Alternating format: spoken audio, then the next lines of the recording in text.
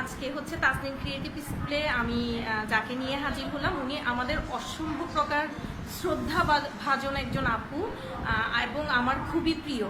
হ্যাঁ, আমার খুবই প্রিয় এবং শ্রদ্ধা ভাজন আমাদের হচ্ছে রূপা আপু আমার এখানে ব্লক হ্যান্ড পেন্ট করেছে, এখন হচ্ছে রেজিন। আপুর কাছ থেকে আমি আসলে কখনো ওভাবে জানতে চাই নাই যে আমাদের ক্লাসগুলো কেমন লাগে বা কোর্সগুলো কেমন লাগে। আজকে একটু জানতে চাই আপু আমাদের মানে তাসনিম ক্রিয়েটিভ স্কুল নিয়ে কিছু বলেন।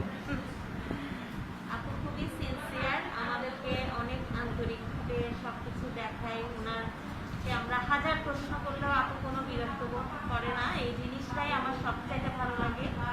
আর আপুকে আমরা বাসায় যখন থাকি, কোনো কাজ করি, কোনো প্রবলেম ফেস করি, তখন ফোনে আমরা আপুর কাছ থেকে সব পরামর্শ নিই এবং আপু আমাদেরকে ফোনেও আমাদের সমস্যাগুলার সমাধান করার চেষ্টা করে।